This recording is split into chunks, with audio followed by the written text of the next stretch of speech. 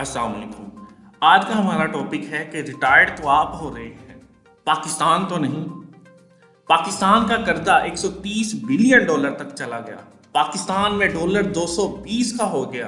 पाकिस्तान में 3 करोड़ सैलाब से तबाह हो गए। पाकिस्तान में 2000 लोग सैलाब से मर गए। पाकिस्तान में इन्फ्लेशन 27% तक हो गई। पाकिस्तान में पॉलिटिकल इंस्टेबिलिटी आ गई। पाकिस्तान दिवालिया होने के करीब हो गया।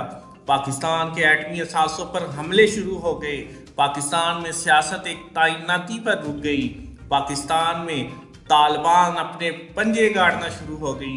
पाकिस्तान में अपनी सरहदों को देकर अफगानिस्तान में हमले करवाए।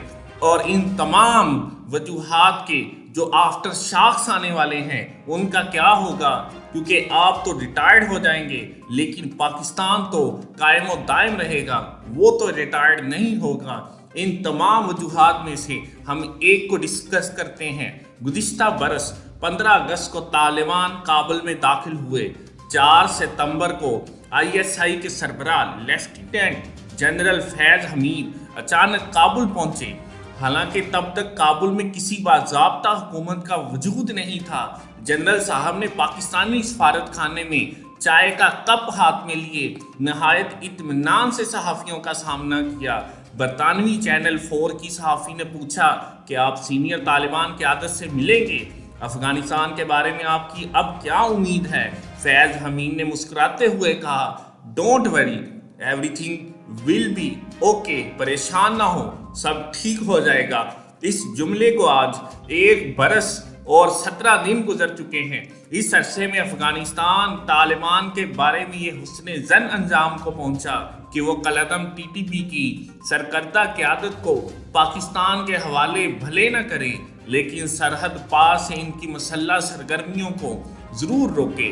अफगान तालिबान के बासर हक़ानियों ने बीच में पड़ के TTP और पाकिस्तानी इस्टेब्लिशमेंट के दरमियान बातचीत और जिरगे का भी इह्तिमाम किया। पाकिस्तानी उलमा ने काबुल का दौरा करके इन्हें रियासती तमन्नाओं से भी आगाह किया। मुज़ाकरात के कई अदवार हुए, 2 बार जंग बंदी भी हुई और टूट भी गई। खुद काबुल और इस्लामाबाद के दरमियान सरहदी बाढ़ और ज़मीन की मलकियत के मामले पर कई मुसल्लह झड़पें भी हुई। तुर्खम और चमन की सरहद पर तिजारत भी बारहा मुअत्तल हुई। अफगान वजीर दिफा मुल्ला यकूम ने एमन अल जवाहिरी की हलाकत का जिम्मेदार पाकिस्तान की सरजमीन से गुजर के आने वाले अमरीकी ड्रोन्स को करार दिया। और अब नक्शा यूं है कि शुमाली और जनूबी वजीरिस्तान के अजला से वैसी ही खबरें आना शुरू हो गई हैं जो 7 बरस कबल ऑपरेशन से पहले आया करती थी।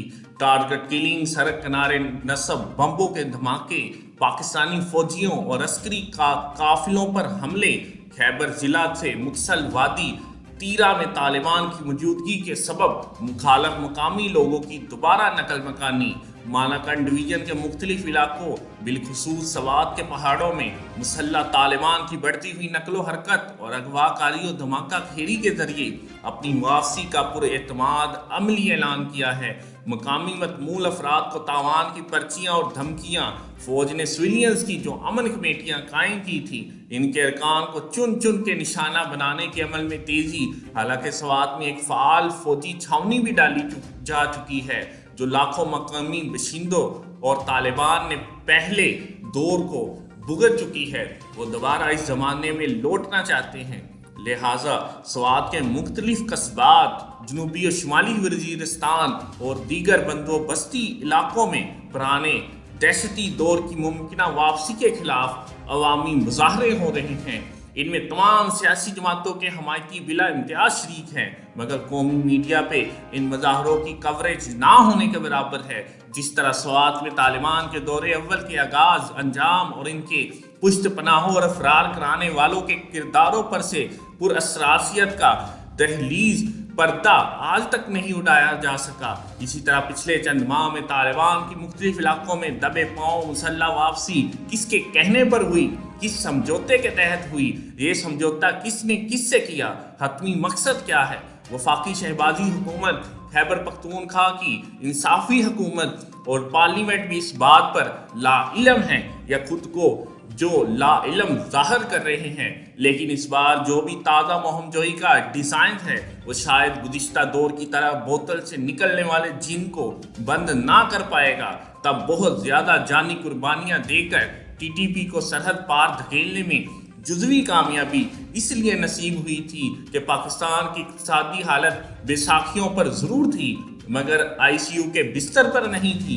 تب فیٹف نے بھی اتنی سختی سے گلا نہیں پکڑا ہوا تھا، تب عمران خان جیسا کوئی ضدی بعالم اسٹیبلشمنٹ کی گردن پر گرم بڑنگ پھونکے نہیں مار رہا تھا، تب فوج کی قیادت ٹویٹر اور دیگر سوشل میڈیا پلیٹ فارم کے نیزوں پر بھی نہیں تھی، تب وزیرستان اور مالاکنڈ کے بھولے عوام اس یقینی دہانی پر بے گھر ہونے کے لیے بھی آمادہ تھے کہ آپ علاقہ خالی کریں تاکہ ہم باریک کنگھی پھیر کر دہشت گردی کی تمام جوئیں مار سکے۔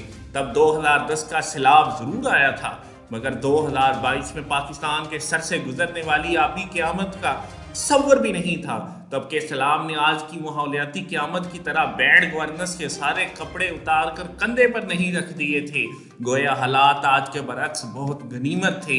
اسی لیے آپ نے سابق قبائلی علاقوں اور بندوبستی اضلاع میں شدت پسندی کے خلاف کامیاب آپریشن بھی کر لیے۔ اب یہ تھوڑی بہت عیاشی بھی نہ آپ کو میسر ہے نہ ہی ریاست پاکستان کو، لہذا لنگوٹی میں پھاگ کھیلنے سے باز رہا جائے۔